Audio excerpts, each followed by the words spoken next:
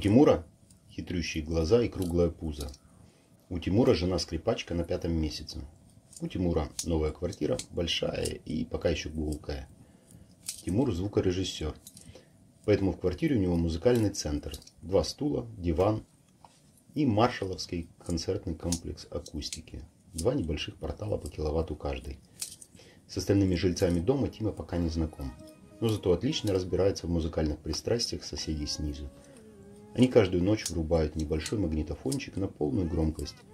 И этот агрегат до 3-4 часов выплевывает в окружающую среду сердючку, похрюкивая от напряжения всеми своими китайскими динамиками. Поэтому не спит полдома. На стук по батареям, телефонные звонки, удары ногами в дверь любители сердючки не отзываются. Слышен только скрежет магнитофона, да и пьяный смех.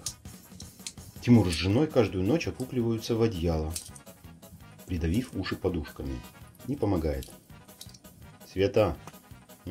Из-под подушки. Хочешь музыку послушать? Ты что, с ума сошел? Ну-ка, помоги мне.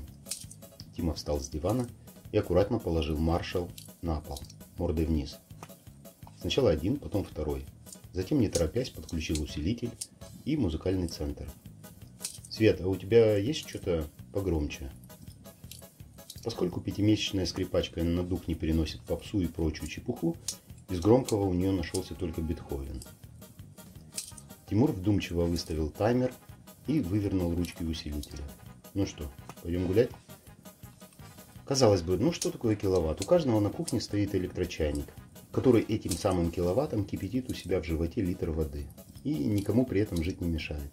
А на пылесосе вообще написано 1,5 киловатта. И шума от него совсем немного. Ну, просто это другие ватты. Если потратить 2 киловатта исключительно на сотрясение воздуха, мало, наверное, не покажется. И вот, Тимур вывел жену во двор, усадил на лавочку, укутал пледом и дал в руки чашечку горячего чая. Посмотрел на часы. 3 минуты. Подышим пока воздухом. Через 3 минуты в Соньке тронулся компакт-диск. И невидимый режиссер взмахнул палочкой. Людвиг ван Бетховен. 5-я симфония. Птицы сиганули с крыши в темноту. И понеслась. Глухой немец накрыл раскрашенного хлопца с шариками в лифчике, как слон моську. Соседский магнитофончик неслышно попискивал сквозь артобстрел. Разговаривать в атакуемой квартире можно было только жестами. Впрочем, как и на лестничной площадке.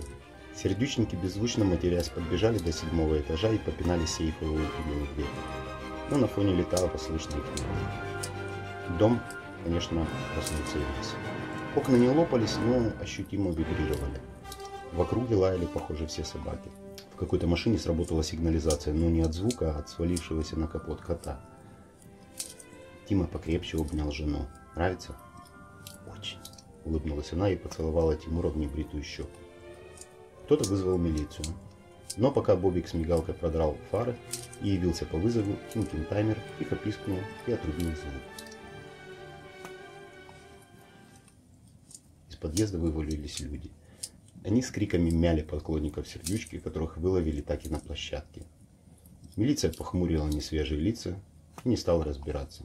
Увезли. Нет, конечно, кто-то понял, что произошло, но эти немногие просто пожали Тимуру руку и ничего не сказали. Спустя пару спокойных ночей соседи внизу вновь попытались включить музыку. Не громко, но часа в 2 ночи. Тимур вышел на балкон, перегнулся через перила и громко на всю глотку проорал вниз. Та-да-да-дам! Тишина и покой вновь окружили спящий дом.